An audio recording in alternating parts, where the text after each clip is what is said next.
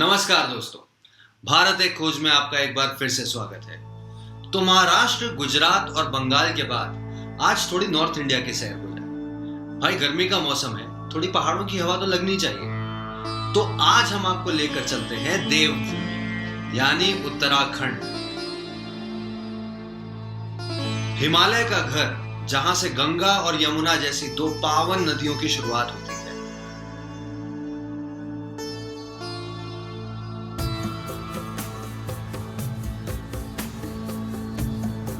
यहाँ हाल ही में कुंभ के मेले ने भी काफी खबरें बनाई, लेकिन हम यहाँ इन सब में से किसी के बारे में बात नहीं करेंगे। तो फिर उत्तराखंड क्यों? क्या छुपा है वहां? कौन सी खोज है इस देवलोक? चार धामों के अलावा Uttarakhand is also the home to major natural calamities.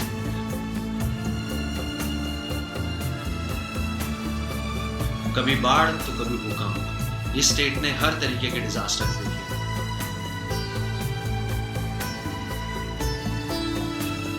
और जैसा कि हम हमेशा कहते हैं, every disaster also comes with a unique opportunity, an opportunity to create some magic. तो पहले तो ये समझते हैं कि उत्तराखंड में इतनी कैलामिटीज की वजह क्या है। एक तो उसकी ज्योग्राफिकल लोकेशन उसे बहुत चैलेंजिंग बना देती है, और टूरिज्म के चलते वहां ऐसे ऐसे कंस्ट्रक्शंस होने लगे जो उस जगह के लिए सूटेबल ही नहीं थे। जहां एक तरफ उत्तराखंड एक अर्थक्वेक प्रोन एरिया है, वहीं यहाँ ऐसे भी कुछ घर हैं जो 900 साल से भी ज्यादा पुराने हैं, और कितने ही भूकंप आए और गए, लेकिन ये मकान वहीं के वहीं खड़े हैं। तो आज की हमारी खोज है कोटी बनाल आर्किटेक्चर के बने उत्तराखंड के unique, special and most importantly earthquake proof घर। जी हाँ, 900 साल पुराने घर। इतनी एडवांस टेक्नोलॉजी तो आज भी नहीं आई कि ऐसे एरिया में अर्थक्वेक प्रूफ घर बना दे। ऐसा क्या है इन घरों में जो ये आज भी ऐसे ही खड़े हैं? सबसे पहली बात तो they have got their basics right. ये घर सीमेंट या ईंटों से नहीं बने। इसमें इस्तेमाल की गई हर चीज एक समय में यहाँ अच्छी खासी मात्रा में हुआ करती थी। अगर आप इस बात पे थोड़ा ध्यान दें कि कितना इंपॉर्टेंट है आपकी ज्योग्राफी और वहाँ के अवेलेबल रिसोर्सेज के हिसाब से ऐसी कंस्ट्रक्शंस प्लान करना। पहले के जमाने में तो ये महज एक मजबूरी हुआ करती थी, लेकिन एक्सपर्ट्स की माने तो कोई भी नेचुरल रिसोर्स एक जगह पर किसी रीजन की वजह से होता है, specially when it comes to trees, soils and rocks. Human intervention ने चीजों को स्टैंडर्डाइज किया, प्रोसेस को फास्ट बनाया ताकि जल्दी जल्दी घर बन सके। लेकिन क्या ये सीमेंट और ईंटों के घर ऐसी जगहों पर फीजिबल हैं भी या नहीं? बाढ़ आए या भूकंप, सबसे पहले ये सीमेंट और ईंटें नीचे आती हैं। And not just that, even the debris also adds to the chaos. तो जब इतना कमाल का आर्किटेक्चर है, हाउ डिड इट डाई? सबसे पहला फैक्टर टाइम। एक टिपिकल घर को बनाने के लिए तकरीबन 13 साल का समय लग जाता है। एक घर को बनाने के लिए कौन 13 साल वेट करेगा आज? दूसरा factor, comfort. These houses were not meant to be the most comfortable ones. इनको बनाते हुए ज्यादातर ध्यान सेफ्टी की तरफ था, लेकिन टाइम के साथ साथ इसका डिजाइन इवॉल्व किया जा सकता था। और तीसरा फैक्टर, जैसे जैसे अर्बनाइजेशन और मॉडर्न इंफ्रास्ट्रक्चर की एंट्री हुई, वैसे वैसे नेचुरल रिसोर्सेज की कमी होती गई। इनफैक्ट पहले इसमें खैर और सांदन की लकड़ी यूज की जाती थी, और आज इन लकड़ियों की स्मगलिंग होती है। आए दिन अलग अलग पहाड़ी इलाकों से ऐसी खबरें आती ही रहती।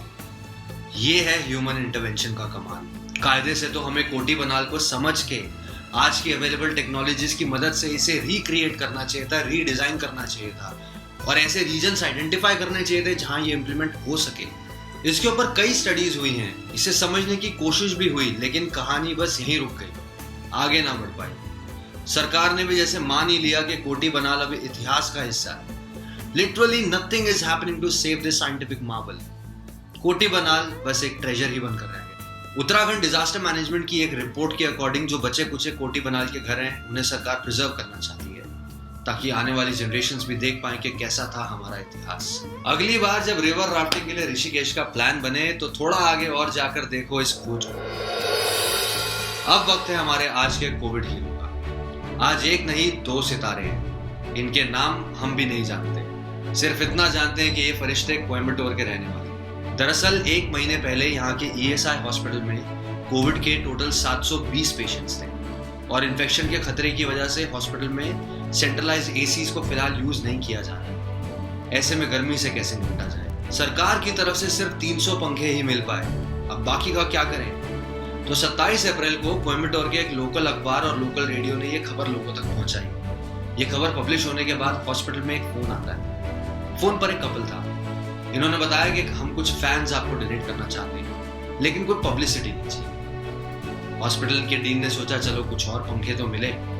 उन्होंने सोचा होंगे 2, 4, 5, 10 पंखे, पर जब वो कपल वहां पहुंचे तो डीन को पता चला कि ये 2, 4 नहीं बल्कि 100 पंखे हैं जनाब। यहाँ तक भी सब ठीक था, लेकिन हॉस्पिटल के डीन ने बताया कि उस कपल ने करीब 2.25 लाख की अपनी ज्वेलरी को गिरवी रख के ये फैंस खरीदे। Hospital tried to convince them to reduce the donation and get their jewellery back, पर फरिश्ते कहाँ ही सुनते हैं किसी। उन्होंने अनोनिमसली 100 फैंस डोनेट किए और चल पड़े। तुम सिस्टम को दोष देते रह गए और यहाँ फरिश्ते किस किस रूप में आए और तुम्हारा काम करके चले गए। अगले हफ्ते फिर मिलेंगे भारत की एक और खोज के साथ और एक और कोविड हीरो के साथ। तब तक के लिए नमस्कार।